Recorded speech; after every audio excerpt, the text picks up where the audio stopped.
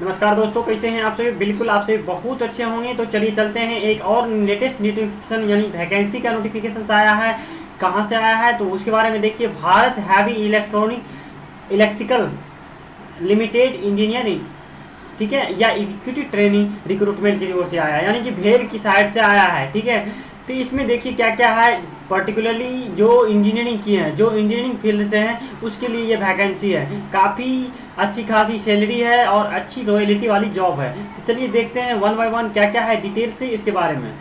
देखिए जैसा कि आप यहाँ पे देख पा रहे हैं कि क्या क्या डिसिप्लिन होना चाहिए, क्या क्या स्ट्रीम इसमें मांगा गया है। ठीक है, तो आप देखिए यहाँ पे स्क्रीन पे देख पा रहे होंगे civil engineering, mechanical, computer science या आईटी, ठीक है, और electrical engineering, chemical engineering, metallurgy, और उसके बाद जाकर के फाइनेंस और एचआर, ठीक है, ह्यूमन रिसोर्स के लिए वैकेंसी आई है। देखिए जैसे कि सिविल इंजीनियरिंग के लिए यहाँ पे 16 पोस्ट है टोटल यूआर का, और टोटल पोस्ट की जब बात करते हैं तो 40, ठीक है। और उसके बाद मैकेनिकल का यहाँ पे 30 पोस्ट आया है। उसके बाद कंप्यूटर साइंस की जो कि 20 पोस्ट है, और उसके बाद इलेक्ट्रिकल इंजीनियरिंग का 15 पोस्ट है। इसी तरह से फिर केमिकल का 10 है। उसके बाद मेटलर्जी का 5 है। उसके बाद फाइनेंस का 20 है। उसके बाद एचआर का, ठीक है, 10 पोस्ट है। टोटल मिलाकर के 150 पोस्ट यहाँ पे रिलीज की गई है वैकेंसी। अभी तुरंत कुछ पहले ही रिलीज हुई है और आज से ही इसका ऑनलाइन एप्लीकेशन स्टार्ट है। और चलिए देखते हैं आगे क्या क्या इसका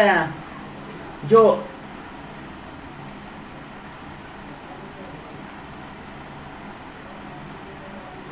अब देखिए यहाँ पे जो इसका एजुकेशनल क्वालिफिकेशन की जब बात करते हैं, इसमें ये बताया गया है कि सिविल इंजीनियरिंग, ठीक है, इंजीनियरिंग ट्रेनिंग इन सिविल, ठीक है, इसके लिए फुल टाइम बैचलर डिग्री होना चाहिए किसमें, इंजीनियरिंग में, ठीक है, या 5 इयर्स का इंटीग्रेटेड मास्टर डिग्री होना चाहिए, ठीक है। तो वही सब एलिजिबल है, ठीक है। जब हम एज लिमिट की बात करते हैं तो इसमें एज लिमिट जो है कैंडिडेट का 27 ईयर्स होना चाहिए। कितना होना चाहिए, 27 ईयर्स। और जो होना चाहिए डेट ऑफ बर्थ कब से पहले का नहीं होना चाहिए, तो 01 यानी कि 1 सितंबर 1995 से पहले का डेट ऑफ बर्थ नहीं होना चाहिए। और यानी कि जो अपर एज होना चाहिए वो 29 साल से ज़्यादा नहीं होना चाहिए, ठीक है। तो ये था। उसके बाद अगर के मैकेनिकल का भी यही क्राइटेरिया, फिर आईटी का, इलेक्ट्रिकल का, केमिकल का, ठीक है। उसके बाद और जब हम यहाँ पे एग्जीक्यूटिव ट्रेनिंग इन फाइनेंस के बारे में बात करते हैं तो इसमें जो है मिनिमम एज क्राइटेरिया वही 27 ईयर्स रखा गया और मैक्सिमम जो है 29 ईयर्स का रखा गया है। तो चलिए यहाँ पे इसका जो एजुकेशनल क्वालिफिकेशन इसमें बैचलर डिग्री होना चाहिए, ठीक है। कोई भी जो इंडियन इंस्टीट्यूट है, यूनिवर्सिटी है, उससे होना चाहिए। उसके बाद उसके पास क्वालिफाइड चार्टेड यानी कि सीए होना चाहिए उसके पास, ठीक है, चार्टेड अकाउंट का उसके पास डिग्री होना चाहिए। अब देखिए फिर जब हम आगे बात करते हैं एचआर की, ठीक है, जब हम एचआर की बात करते हैं, ठीक है, तो इसमें जो है फुल टाइम डिग्री होना चाहिए। क्या चीज़ में, तो फुल टाइम डिग्री होना चाहिए किसी भी यूनिवर्सिटी से, ठीक है। मिनिमम 60% मार्क्स होना चाहिए और उसके पास, ठीक है, 2 इयर्स का पोस्ट ग्रेजुएट ड्यूअल डिग्री होना चाहिए, ठीक है। किस चीज़ में, तो डिप्लोमा होना चाहिए ह्यूमन रिसोर्स में, ठीक है। और उसके बाद या तो उसके पास एमबीए का डिग्री होना चाहिए जिसमें कि उसके पास 55% मार्क्स मिनिमम होना चाहिए, ठीक है। तो उसके बाद जाकर के यहाँ पे जब हम एज लिमिट की बात करते हैं तो जस्ट लाइक जो ऊपर का था 29 ईयर्स मैक्सिमम एज होना चाहिए और मिनिमम में जाना चाहिए कितना, तो 27 ईयर्स, ठीक है। तो ये था। अब देखिए आगे जब हम बात करते हैं कितना एप्लीकेशन फ़ी है उसके बारे में जब डिस्कशंस करते हैं तो यहाँ पे आप देख पा रहे होंगे इसका जो एप्लीकेशन फ़ी है, ठीक है।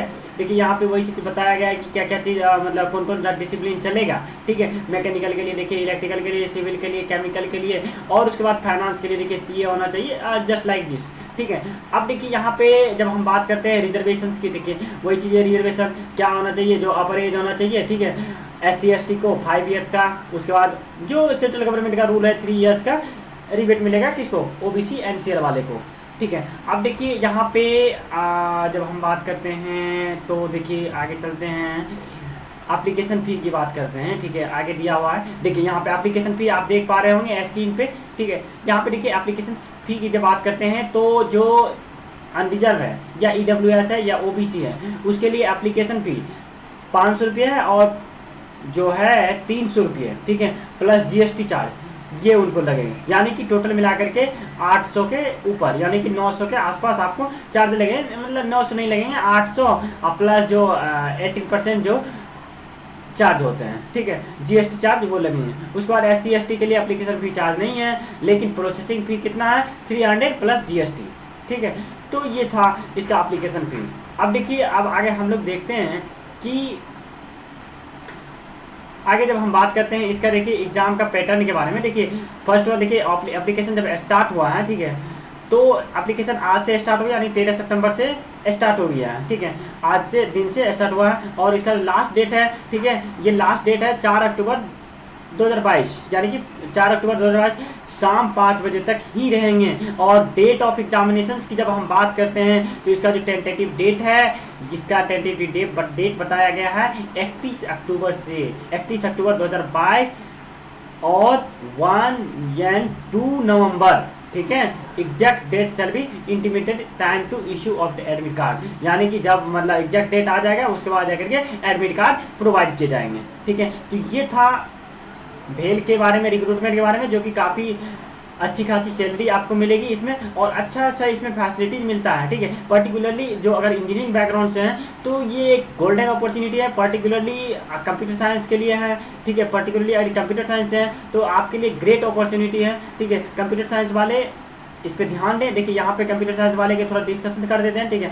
IT के लिए देखिए यहाँ पे इंफॉर्मेशन टेक्नोलॉजी से या कंप्यूटर साइंस से होना चाहिए, ठीक है। उसके बाद सिविल के लिए तो है ही, ठीक है, मेटलर्जी के लिए है ही, उसके बाद फाइनेंस के लिए है ही, ठीक है। तो this is the great opportunity for all those student which is preparing for government jobs, ठीक है। Thank you for listening and watching this video. यदि आपको लेटेस्ट नोटिफिकेशन चाहिए, ठीक है, गवर्नमेंट जॉब्स की, तो आप हमारे चैनल को सब्सक्राइब कर सकते हैं। आपको जैसे ही कोई लेटेस्ट नोटिफिकेशन आते हैं तो आपको जरूर मिलेगी इस चैनल पे, ठीक है। Thank you.